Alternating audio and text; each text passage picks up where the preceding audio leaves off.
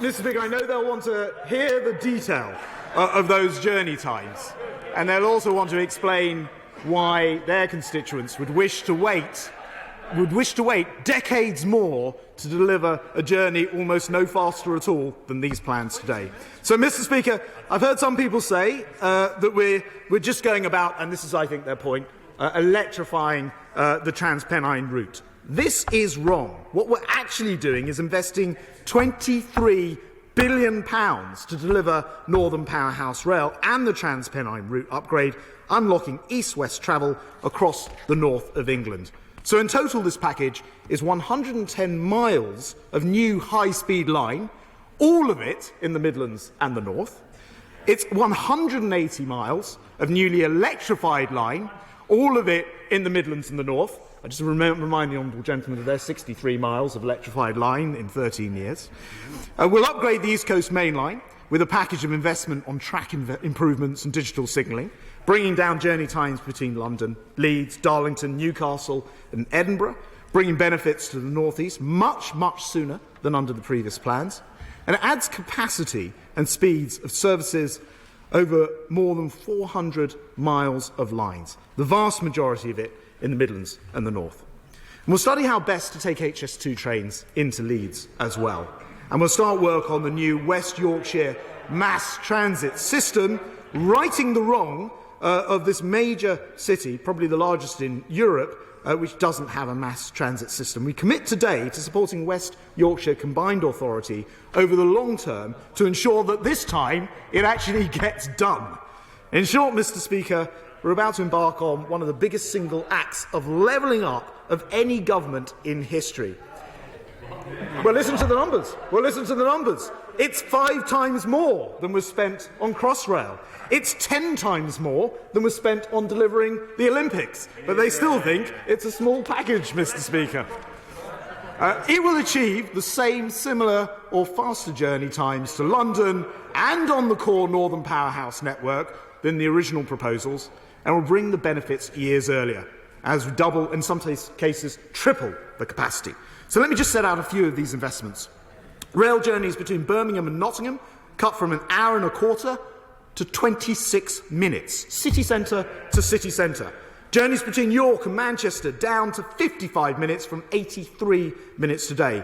Commuters will be able to get from Bradford to Leeds in just 12 minutes, almost half the time it takes today. There'll be earlier benefits for places like Sheffield and Chesterfield. Trips from Newcastle to Birmingham will be slashed by almost 30 minutes, and passengers in Durham and Darlington will benefit from smoother, more reliable trains, as the IRP delivers not just for our largest cities, but also for smaller places and towns. For example, Kettering, Market Harborough, Leicester, Loughborough, Grantham, Newark, Retford, Doncaster, Wakefield, Dewsbury, Huddersfield, Stalybridge. They could all see improvements, electrification and faster services, benefiting in ways that they would not have done under the original HS2 programme. Mr. Speaker, we're not stopping there. Today's plan is about those places which connect and interact with HS2 and Northern Powerhouse Rail.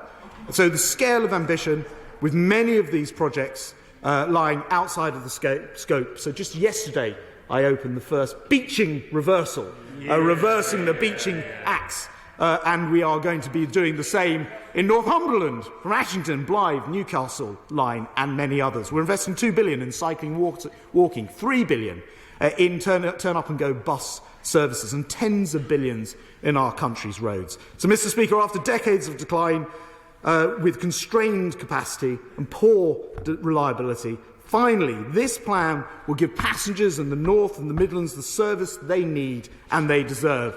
It's not just about infrastructure. We're going to make train travel much easier as well. And today I can confirm £360 million to reform fares and ticketing, with the rollout of contactless pay-as-you-go ticketing to 700 urban stations, including 400 in the north.